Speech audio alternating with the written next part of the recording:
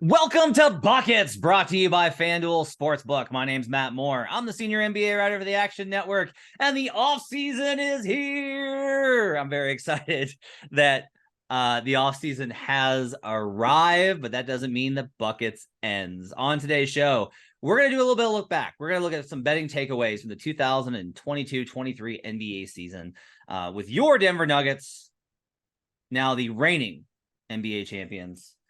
We will look at what we can learn about the Nuggets run. We will look at the value in the market for them right now. We will look at some big picture stuff that we learned across the season. And to do that, to help me, is NBA Futures Analyst, who better? NBA Futures Analyst Brandon Anderson, king of the ROI. Brandon, how's your offseason going? You know, we've only just begun to fight. What's the Nathaniel Hale quote? I've not yet begun to fight. Sure, we'll do that one. We're just starting. The draft is coming. We're under a week out from the draft, a week further than that, free agency. All the breadcrumbs are starting to drop now. So it's misinformation season, which is always fun, trying to sort through everything, figure out what's what. We got, it's Friday as we're taping this. We got like 3 news dumps on a Friday morning. We got Ja Morant news finally. We know what's happening there. We got a new coach hired earlier this week. Was that this week? Toronto's coach, a dude I've never heard of before, if I'm being totally honest. So, yeah, we are in full swing. And I'm kind of still in victory lap, Nuggets celebration, Heat vanquishing mode. So, yeah, it's a good week. Yeah, so programming note, you can continue to catch WNBA episodes throughout the week here. You're going to want to check those out. I got to get caught up on WNBA, and then I'm hoping to be on some of those podcasts as well with Mary Marino and our guy Jim Turvey, the warlord of WNBA betting. Next week, programming notes, Monday we'll have a draft episode. Wednesday we'll have a draft episode. And we'll give you bets on both of those shows that you want to be looking at. I'm going to have an intel report. I'm recording this on Friday around 1 o'clock Eastern. Over the weekend, as you're grilling or hanging out or doing whatever, check out the Action Network app. You need to track your bets. It's the best way to track your bets. You get all of our great information. You get all of our live shows. You get all of our podcasts. And you'll be able to read my intel report. I'm going to have Brandon spoke about the misinformation. I got some sweet misinformation. No, I'm pretty careful about what I put out there. Stuff that I've heard from the last couple of weeks about free agency, Damian Lillard, Bradley Beal, as well as a ton of stuff on the draft as we get closer to it. There is stuff that make this actionable and fun. So make sure to check that out over in the Action Network app. On today's show, we're going to do 10 questions. I got 10 questions for Brandon that relate to the 2023 NBA season from a betting perspective. And we're going to start with the reigning, defending NBA champion Denver Nuggets at FanDuel Sportsbook. The Denver Nuggets are the favorites to repeat as champion, as to be expected. Plus 460 is the percentage there, the number there in the market for them. The Nuggets are the favorites. So Brandon, let's just go ahead and start here. Should the Nuggets be the favorites to start next season? We'll start with that question. And then the second question is, should you bet it? But let's start just with, is it right that the Nuggets are favorites in the market to repeat next year as NBA champs? Yes, the Nuggets are the correct favorites right now. This was a great run. And look, we got to consider the context. We always have to consider the context. That's not an asterisk. That's just, what did we just watch? What we watched is that Denver beat up on teams, whoever it was they faced. They went 16-4. They lost 4 games the entire postseason. 4. That is the best record, I believe, this century, other than one of those Warriors teams that had or maybe both the Warriors, the Kevin Durant cheat code Warriors teams. Other than the cheat teams, the Nuggets had tied for the best record of any run that we've seen since the Lakers three-peat in the start of the century. They had a +8 net rating, which is the 8th best of any playoff team since 1997. It's better than all those LeBron Heat teams that we had. It is better than most of the Spurs teams along the way. They had 118 offensive rating, better than 118, closer to 119. 119 is the all-time regular season record. They just did that in the postseason. So the record is unimpeachable at this point. Did they luck into playing an 8 seed out of the East that had a star missing? Well, a scorer missing and an injured star. Yes, of course. They got some luck there. I think that, and look, that's just the case. But there was talk before the postseason. Look, this was ridiculous the whole way. We did the whole like, oh, can Nikola Jokic win in the postseason thing? Here's Nikola Jokic's record now in the postseason. As a series favorite, he's 5-1. As a series underdog, he's 3-3. As an underdog, he's won 3 of the 6 times. You're not supposed to do that as an underdog. That includes once this season against Phoenix, because remember, the Suns were good. We decided they were good. That counts as a real win for the Nuggets. The Suns were favored. That counts. You can't change later. Breathe. Okay. Why are the Nuggets the right favorite for next year? Nikola Jokic is the best player in basketball, or at the very least, he is a top 3 player in basketball. You have that.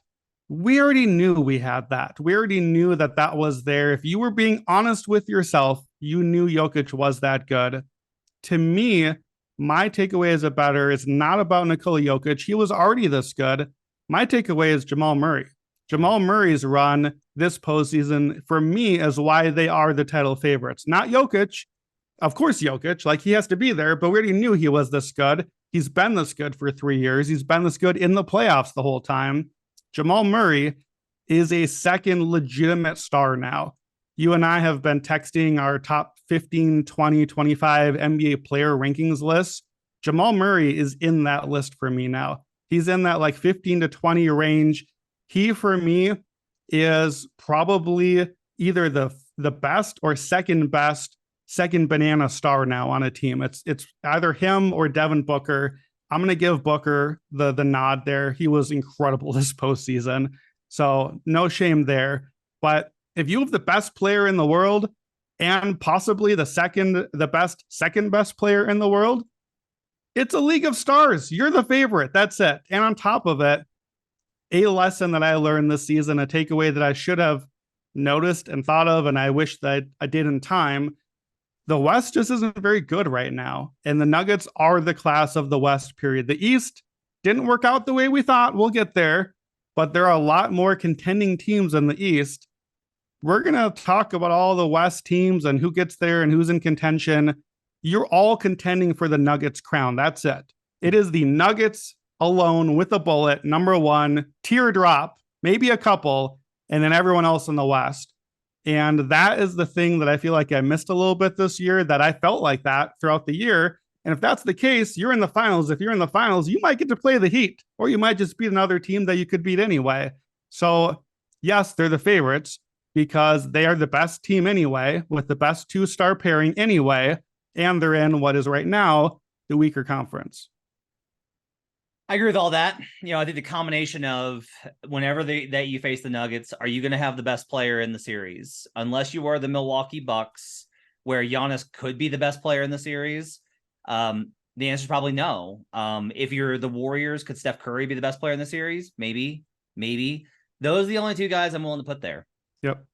Those are the only 2 guys. I've removed KD. I had KD in that tier. I am now moving him down. I think the Suns are gonna be a team I'm talking a lot about this summer, but for right now, I'm moving KD down to that next tier. And so you're facing this team and they have the best player. Okay.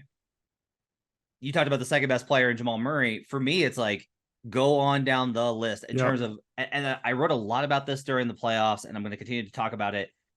The playoffs are about solving problems. And the Nuggets, not only do they have solves for what you do, but they have so many problems that are very difficult to solve. You know what's hard to solve? Size. That's hard to solve. You can't get bigger. Like, if all your guys are 6'5", Caleb Martin, Haywood Highsmith, Duncan Robinson, all these guys, 6'5". If you don't have bigger dudes you can play, Denver's going to body you. If you go big, like Minnesota, who Nuggets fans will tell you the toughest challenge they faced was legitimately the Minnesota Timberwolves. Like, there is a lot of respect from Nuggets fans for that Wolves team and how they played. We're not going to get a Wolves howl from you on that one? Oh, okay, there we go. How did the Wolves compete? size. Rudy Gobert, Karl Anthony Towns. They would have had Naz Reid had he not been hurt. They've got a lot of big bodies to be able to throw at him. If you don't have that size, you're already in danger. But if you go too big and you don't have the spacing, you can't keep up with their offense because they generate a good amount of threes and they have such quality shooting. So Denver has all of these different ways that they can beat you, and those things are not going to go away. I continue to believe that they're likely to lose Bruce Brown. Bruce Brown has made a lot of noise about money's not everything, and the team definitely wants him back, and he wants to come back.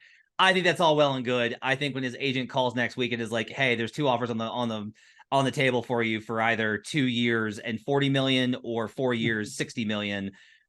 Do you want to take the $8 million option as the only guaranteed money?"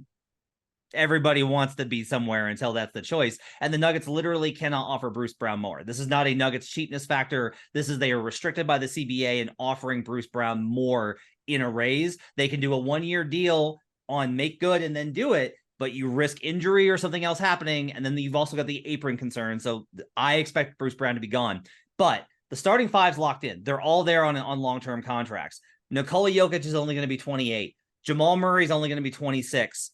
Aaron Gordon's only going to be 28. Like, down the list, all of these guys are not aging out.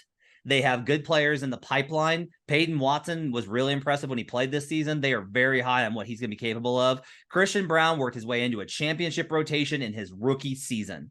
That's massive. So all signs point here, the Nuggets are definitely the rightful favorite. Now, Brandon, we come to the next question, which is, we can all agree that this number is right, but should you bet it?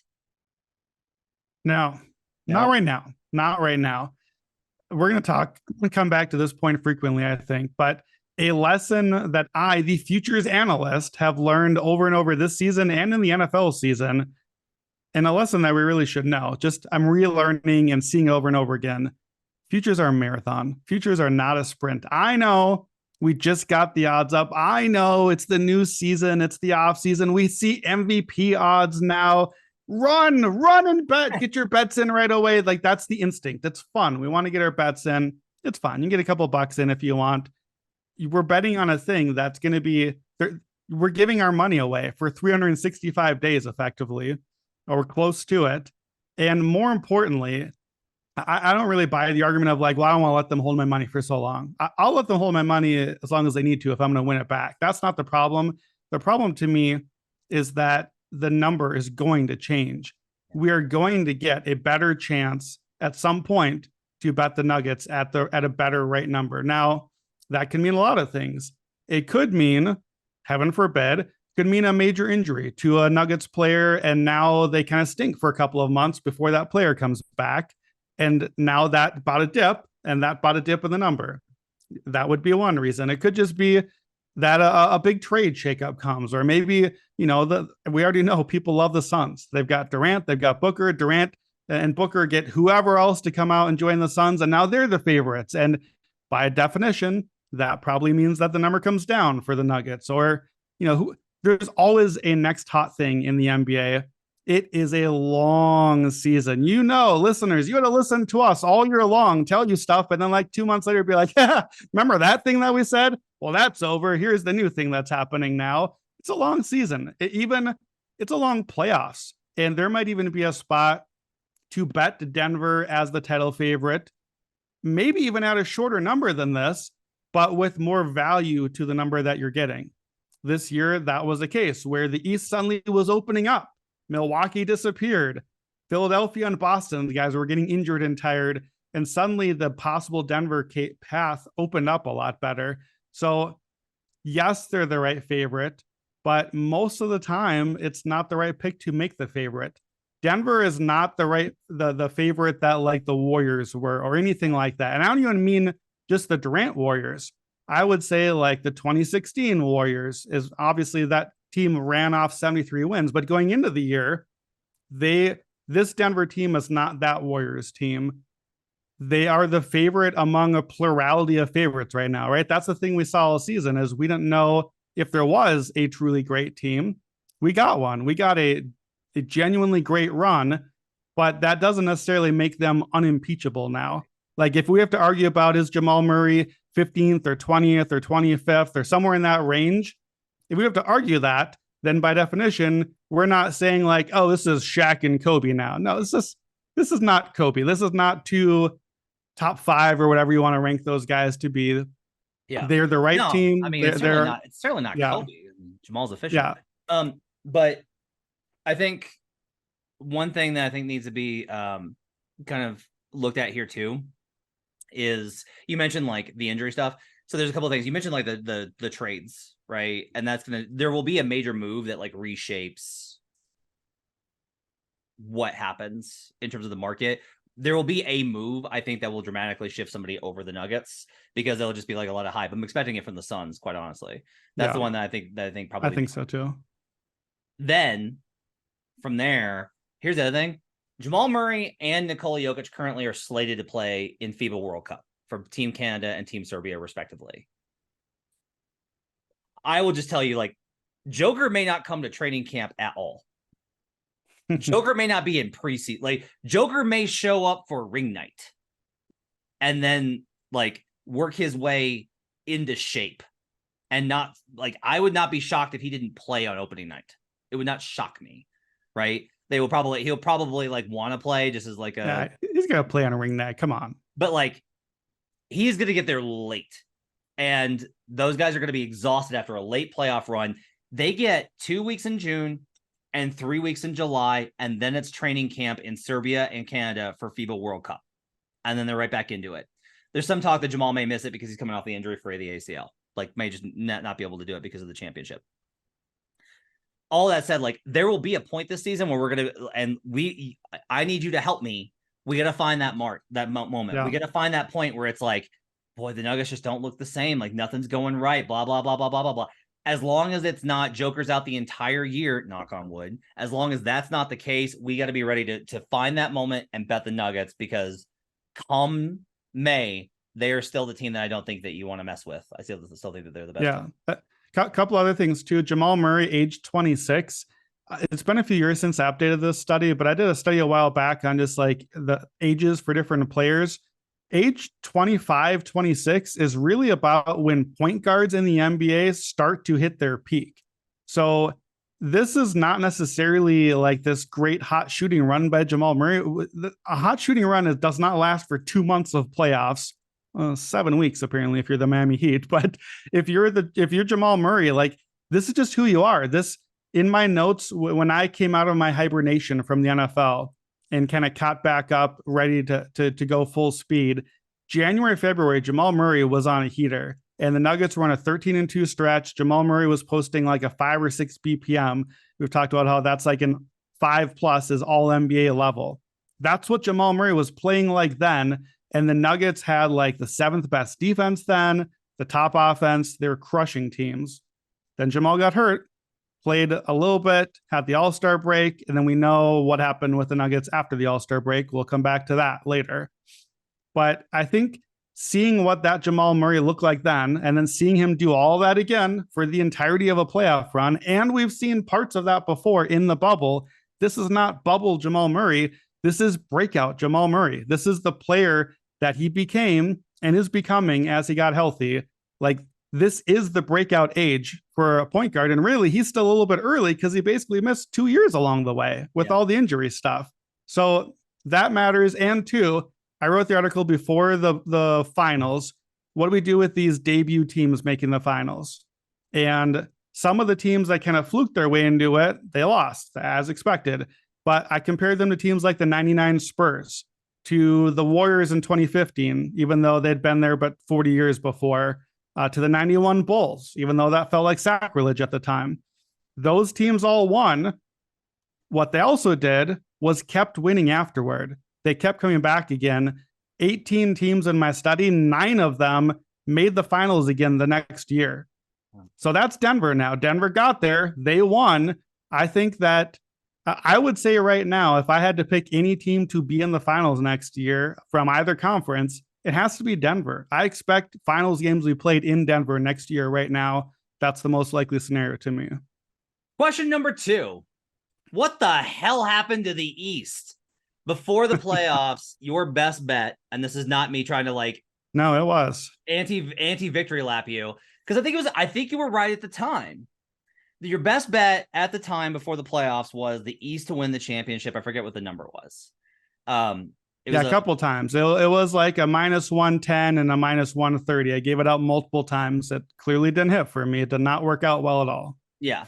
And the reason, I'm not saying that Boston would have beaten Denver, and I'm not saying Milwaukee would have beaten Denver. Both of those series would have been much more competitive because both those teams were really good. And then instead the Nuggets faced the Heat team. And if you want to read about the Heat, we'll talk about them here, but I have an article up that kind of like, I came not to praise the Heat, but to bury them, to quote old Willie Shakespeare. Like, look, cute run, adorable. We can be realistic about what this Heat team was. And they made it all the way to the finals before they got exposed. And then they got exposed, and that's why they lost in 5. What do we make of this, Brandon? Like, how do we break down? I was on like, hey, the Bucks are getting way too much respect in the market. Look at the underlying numbers here. This team is not that good. I didn't play against it enough. I'm so mad about the play-in tournament timing. We didn't do a 1-8 series preview. And I bet the over on Heat plus 2.5 because I was like, the series is going to go 7. The Heat are going to drag them to 7 games. It did not go 7 because the Heat beat them in 5. Because look, the Giannis injury matters here, but the Bucks falling apart like that is, to me, is a much larger structural problem. I'm not willing to give Boston a pass. The Sixers are who we thought they were, right? I do wonder if the Sixers had not faced Boston in the second round, what happens? Maybe Joel's injury was what would have decided it. But when you look at this and you look at that bet, again, I want to stress, I think it was a good bet at the time. But when we look at what happened to the Eastern Conference, how do we reconcile that going into next season with how to bet futures? Yeah, have to comment on the Heat thing. The Heat are interesting because, like, you and I both got a lot of crap for not giving the Heat credit all the way along the path. Like our Twitter mentions, both of us, just yep. You know, we've got a few notable Heat listeners and followers. Thanks for listening, who are just up in our grill about not giving the Heat any credit. We gave the Heat credit. I saw from our notes. Remember, Matt, you and I did a podcast, I think right before the playoffs, on like, what if this weird thing happened? What if this went wrong? And we had like 10 scenarios of like, well, what if it's not Boston, Milwaukee in the Eastern Finals? What went wrong? How did that happen? And we kind of like pre-explained how could some of these weird outcomes happen. We had a scenario. What if the Lakers make the Western Conference Finals? How did that happen? Well, they beat up on somebody in the play-in. They beat the Grizzlies and the Kings. Didn't end up being the Kings, but we basically gave the answer to that's how the Lakers could get there. We also had, and I think that we kind of didn't understand what I was trying to get at. We had one where it was, what if there's no East 1, 2, 3, or 4 seed in the Eastern Finals?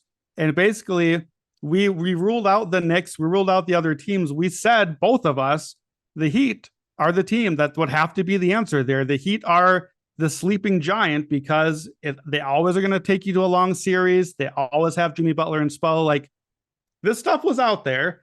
And I think to me that matters on this East to win the title bet, because I think that we just got an Eastern outcome scenario that we get like 1 out of 100 times or something. Like this is the scenario where the cap was, I felt like there were 4 championship caliber teams. They were Boston, Milwaukee, Philadelphia, and Denver. Not necessarily in that order, but Denver last is how I capped it at the time.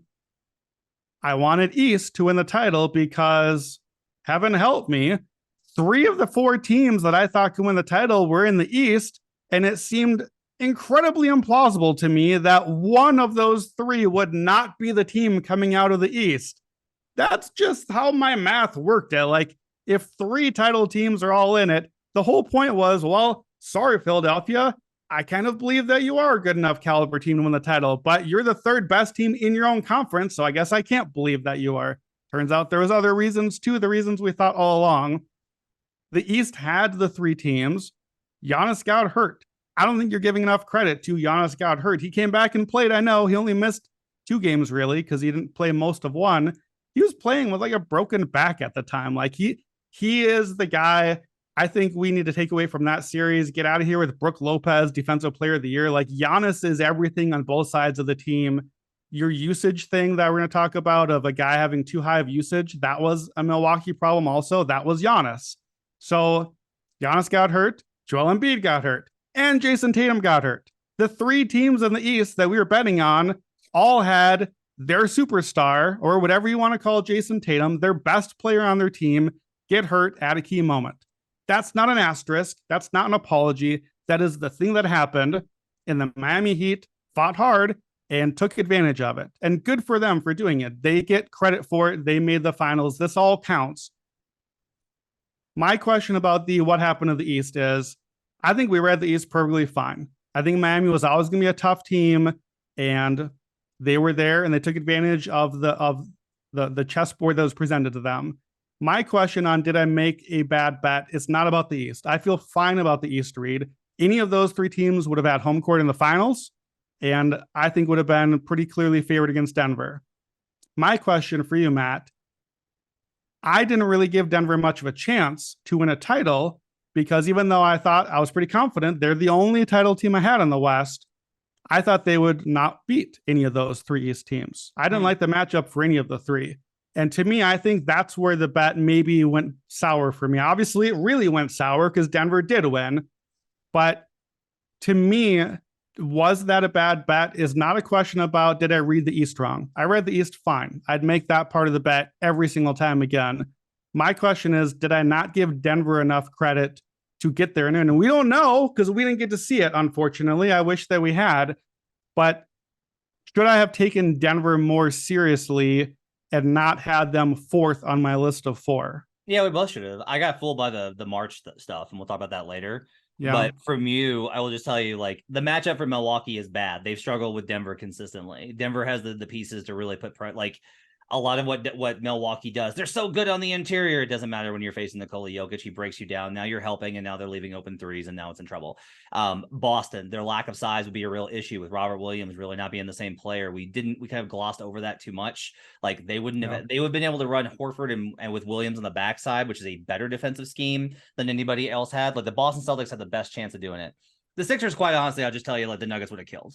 Like, I'm just telling you right now, like they would have killed the Sixers. And everyone will point back to that game in January. The Nuggets were up double digits in that game and had a bad streak with a stretch of shooting with Nikola Jokic out. They had weird turnovers. Go back and watch that game and really ask yourself if you think that was a sustainable model over 7 games. It was not. Nuggets would have beaten the Sixers in 6. So I think there you kind of missed. I missed them for different reasons, which we'll get to later. The other thing I will say on the East is just, I'm not willing to give the Bucks a pass because they were already down in that game 1 when Giannis got hurt. Sure. And they took it to them. And I will say this, like there was a lot of conversation about, is Giannis going to play in game 3, I think is the 3, one? Yeah. Yeah, in game 3. And there was a sense around the league that they held him out because they were like, we can afford this. And you couldn't. Yeah. And the reality is like the Bucks bought into their own record and did not have any of the underlying stuff. Like all of the underlying stuff that you and I pay attention to screamed Milwaukee's not that good. And I didn't bet against them hard enough because I should have trusted that more than the record. But there I was like, well, they keep winning games. They won 16 in a row, blah, blah, blah, blah, blah. Should have faded them a little bit more. Boston, who, let's get to this one right now. Let's move this question up a little bit because this is actually number 3 in our rundown. Boston turned a miraculous corner in January 2022. They were a 500 team and they were floundering. They turn around and they become the best team in the league for 4 months. And they make the finals. And you and I bet them to beat the fucking Golden State Warriors with Steph Curry. They lose that series. They come back. I fade the hell out of them. They win all of these games in the regular season behind an incredible offensive performance in January or in December. November and December is really where they made bread. They turn back into closer to what they were. Their overall numbers are really good. They get to the Eastern Conference Finals, and Brandon, like you will always talk about the Jason Tatum injury in Game 7, and I understand it. Brandon, they were down 3-0. Like, yeah, it was a miracle it took Derek White for them to get to Game 7. So at some point, we got to recognize, and so here's the thing. I faded them last year, and I lost a lot of money on that under ticket on the Boston Celtics. What the hell do we do with Boston going into 2023-24? Yeah, no, you're absolutely right. Boston being down 3-0 matters. Miami gave themselves a chance to only have to win 1 in 4 games. And if you give yourself that chance, you might luck into the other player rolling his ankle. Like, you've earned the right to be able to do that. And also, I absolutely 1,000,000% think Miami won game 6. I thought the Heat got completely robbed in that game. The Heat were the right winner in that series, the way things played out. They gave themselves that chance going up 3-0. The Celtics went down 0-3. So that has to be part of it. I think, to me, this is going to sound like praise when I mean it like slander, and I'll explain which part is which. I think the Celtics are the new era San Antonio Spurs. I've talked about this in the past a little bit.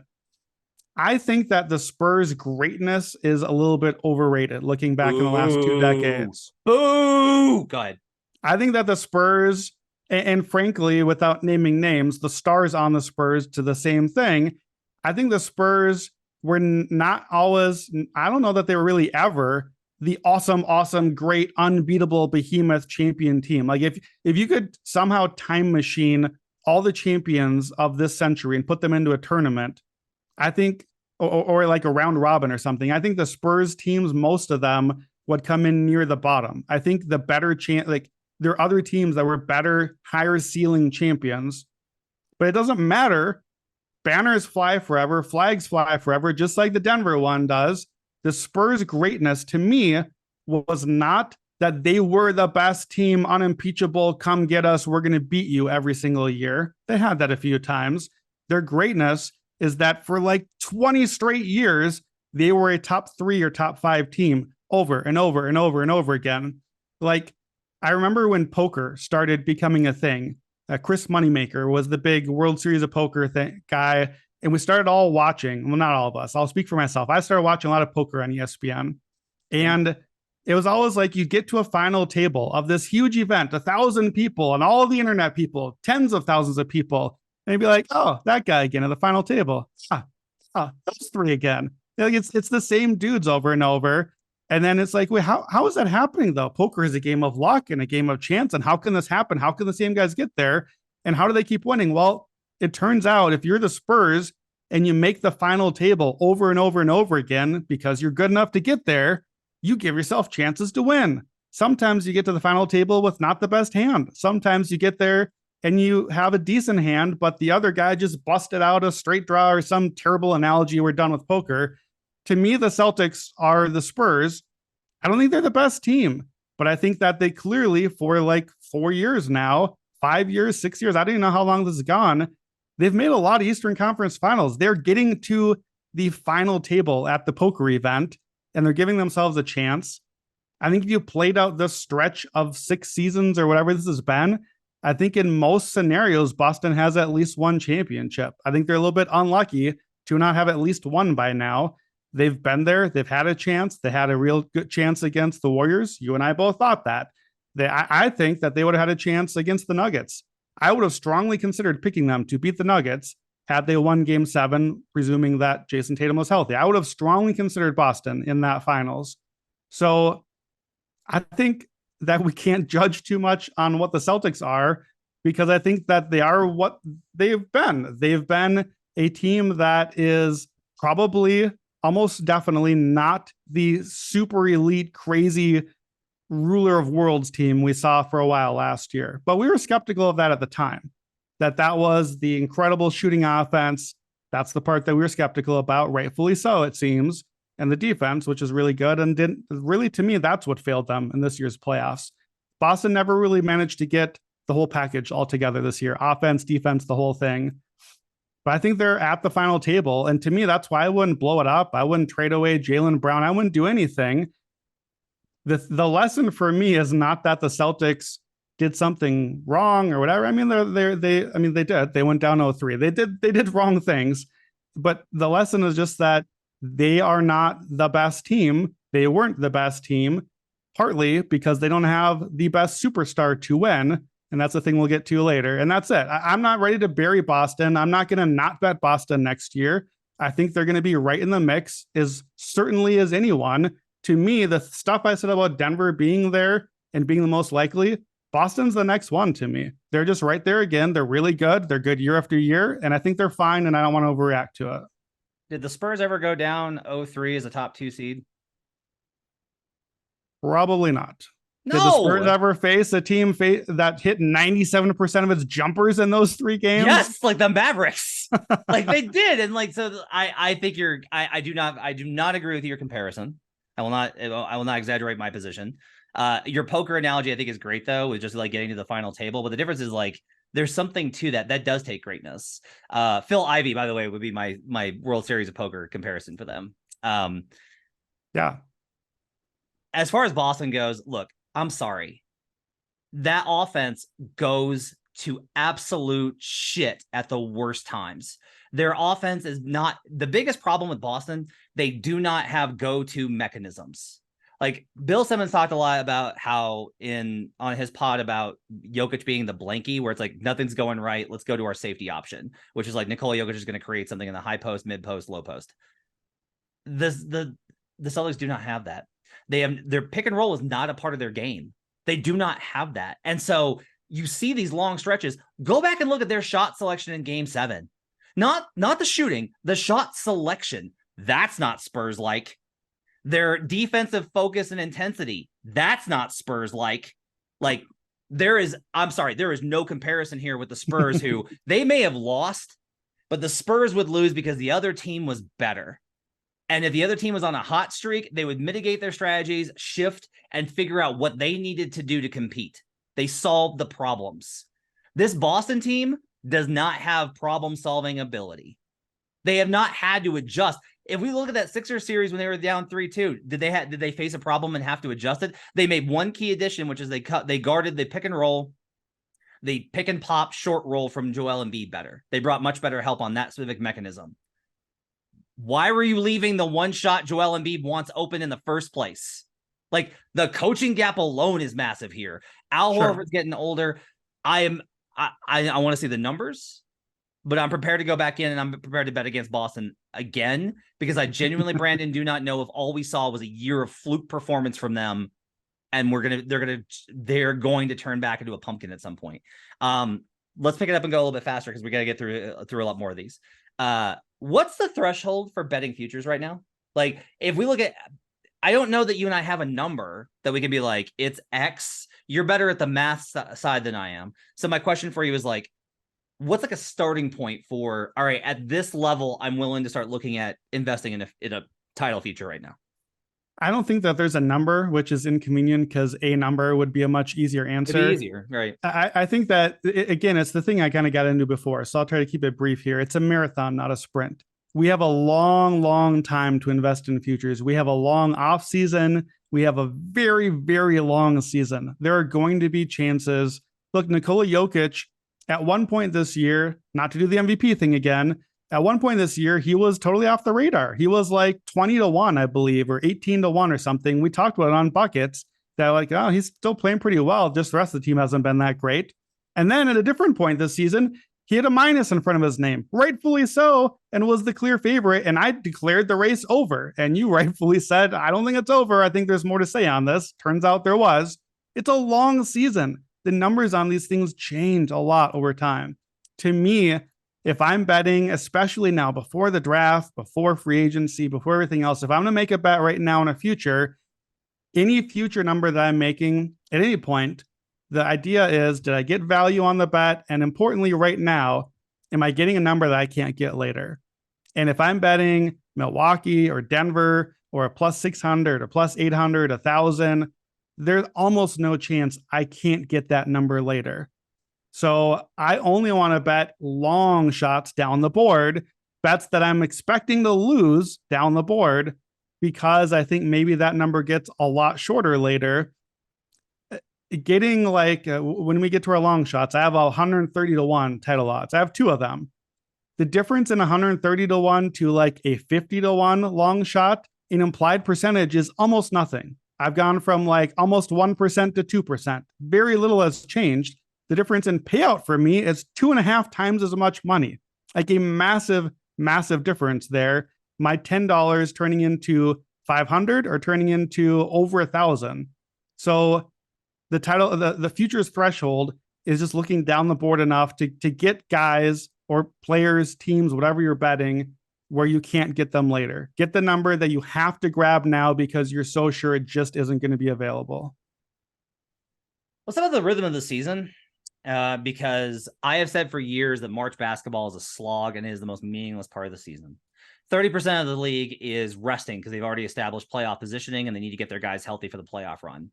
30% is injured. Their season's effectively over because they've lost key rotation players to injury or they are so banged up, they are just trying to get to the end. And then 30% of the league is actively tanking because their season is over and they are trying to get to the end. That's the entirety of the league. Like maybe there's like 1 or 2% of the league that is like trying to gear. Maybe 5% of the league is like, we got to really, especially with the play-in, right? Like we got to make it up the ladder, got to try and make a run. It's not real. It's not real. And people are going to say, like, what about the Lakers, Matt? They made the Western Conference Finals. They made the Western Conference Finals because, much like the Heat, they ran into the perfect path of opponents after the All-Star break. And then they ran into a Memphis team missing Steven Adams and Brandon Clark versus a big team who they needed front court guys. Without them, were a terrible half-court offense that we have consistently said over the last 2 years, I'm going to fade Memphis.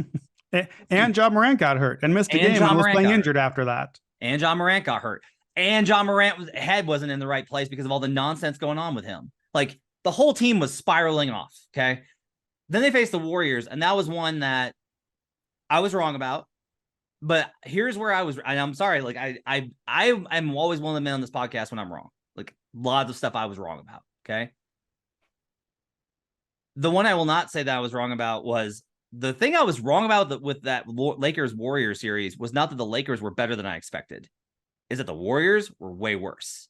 I gave them continual credit of being like, look, they still got the best net rating when their starters on the floor. Look, they still got X, Y, and Z. Look, Steph, Clay, and Draymond have still not lost a series when all those guys have played together. They told us all year who they were, and I didn't believe them. They told us all year who they were, and I did not believe them. And that was and I talked about the dichotomy and how there were reasons to fade them and believe in them. And I didn't think the Lakers could be the team to expose them, and they did. So, like, that was the mistake there. If we go back and we look at March, okay, if we look at March in the NBA, here are the best teams from March 7th on.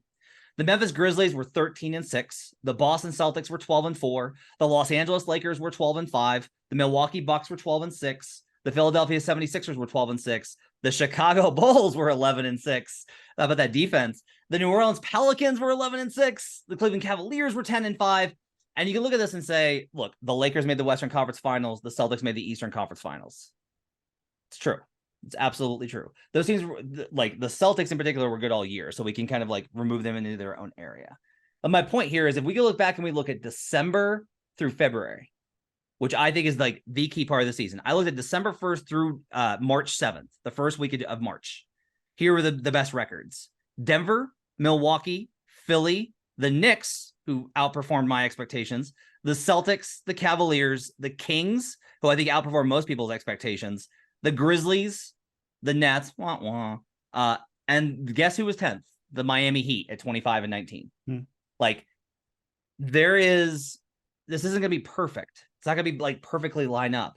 But when you're analyzing stuff, I will say that my key time to be betting NBA futures is going to start in mid-December, and it's going to end around All-Star and will peter out by the time that we get to March in the first week.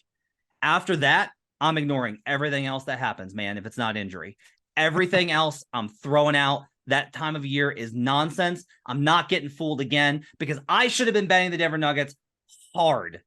I bet them a lot in December and January, wrote about it, did all these things, made all these bets, and that's the only reason I didn't lose my shirt. But I should have bet them a lot more based off of their performance in December through March, and from now on, and I'm not going to let a team underperforming in March ever fool me again. We need that sound clip. I need to be able to like drop that in somewhere in the future because it's going to happen to both of us. It's true. I think I want to clarify. I think that you are making nearly the right conclusion, but also very the wrong conclusion. Okay. December, January, February absolutely is when you should be making your judgments about teams. If March and April are bad, if teams are going to take their foot off the gas, if the Nuggets are going to look like crap in those months, that's when you should be betting Denver, because you've already decided in January, February that they're really good. January, February, when they're killing everyone, is not necessarily when you should be betting them. Yeah, you're right. Because we're You're still right. 4 months away. You're right. So I think that's really is what you're saying anyways. But I think deciding what you decide in those months absolutely is a takeaway. I realized I added on our Google Doc, what are some of my takeaways? This is basically mine is the same. For me, January, February is the indicative time that I really want to hone in on. Last year at that time is when we identified Boston. We did that January 29th and forward. Like, how many times did I say that same stupid date about the Celtics over and over, that from that day forward, and that was the pivot point for them. When I did my, like, I'm back from the NFL deep dive into all these teams, my biggest takeaway of anything in February was that the Nuggets were number one with a bullet in the West, and Jamal Murray was the breakout. And that was the reason they were really that good. And then I kind of went away from it, like you did, like a lot of us did, because we didn't see it again after that. That was the big takeaway. Here are other takeaways I had from January, February. The Kings look pretty good. They might win the division. Plus 800 for the 3 seed. Guess what? All that stuff happened. We decided, no, it's fine. The Suns will get better, and the Warriors will get better, and the Lakers and all the other teams will get better. But the Kings, none of that data matters at all. We're just going to throw it all out and play pretend. And we shouldn't have. The data that was already looking correct was correct. The Knicks, we had the Knicks over. That was a big bet. Raybon was on that. You and I both were on that. The Knicks were the right over. The data was saying they were good. That held up. You listed them among the teams that closed the season well. The Oklahoma City was a team that was starting to kind of pull things together then, that the data said could make a run at the play-in, but the human side said, nah, they're young. This is just a fluke thing. They'll probably fall apart. But that's actually what happened. The January, February data said these are the teams that steered away from the Mavericks, that said the Mavericks are not a good team. And yet all the betting, all the markets said, nah, it's fine. The Mavs, they'll figure it out. They're the 5 or the 6 seed. They'll be right there. And the stuff we saw in January, February was telling us truths about these teams that held up through the March and April storms and held up into the playoffs. So I agree. We've got to hone in on what we think, like almost like the season ends at the All-Star break, and that's what teams are playing toward and peaking toward. And then they're like, all right, well, we got that figured out now. Now, some of the teams are not that at all because they've traded everyone, and now they have an entirely new team after the break. To me, that's where it gets really troublesome, because I don't know what we make of the Lakers, because the numbers were really, really good after the break. They had an entirely new roster. The stuff from before the break, before the trade deadline, told us nothing, because who cares about Russell Westbrook? And I don't even remember who was on the Lakers anymore. That's like 7 years ago in my head. But like, none of that mattered. But also, not too much of it mattered after the break, because they were beating up on nobody. So nothing mattered. So then what do we do? Or the Suns, we got 8 games of Kevin Durant and they were undefeated. Yay, 0 on a stat. So it must be a useful trend. We didn't know anything about the Suns. We knew nothing. We learned nothing. We got 8 games of nothing against nothing teams during a nothing part of the season. A takeaway for me also has to be no more buying microwave teams. That's not new to me. That was a thing that we all were against the Suns roster, and that coming into the season, teams win championships, not microwave stars you throw together. This is not a pickup game at the Y. Yeah. Watch the title run we just saw. Jokic, Murray. Watch the moments for MPJ, not the finals. Go ahead and skip the finals for him. Watch Aaron Gordon in the finals. Watch the Bruce Brown plays. KCP, Christian Brown. Like, teams win titles, not 2 dudes you threw together and we're like, it's fine. We'll find Torrey Craig to do the rest of the stuff. I bought this and I was so dumb of me. Like, I was betting Celtics Suns finals matchups, and like I got killed on that. I'll admit that I got killed on that bet. Like, my margins were okay, but were not what I wanted this year, and it's almost entirely because of Celtics Suns. And I just bought into like, well, they're 8-1 and like they look so good, and like, what are you gonna do with KD? And like, this team made the finals 2 years ago, and blah blah blah blah blah blah blah. And like, the team wasn't good enough. I didn't realize the drop off of Chris Paul. I didn't trust enough of how badly Monty Williams, I think, mangled the Ayton situation. Like, there's all these reasons I'm going to like the Suns next year, but it was absolutely the wrong bet of me to be giving out Celtics, Suns, or betting Suns to win the Western Conference. It was such a mistake based off of what you just mentioned. All right, that's part 1 of our top 10 questions for the NBA offseason. We'll be back with part 2. You can check that out in the feed shortly. Make sure to check that out. My thanks to David Payne, our producer. We'll see you again next time as we continue our top 10 questions of the offseason here. And until you see us again, let's get buckets.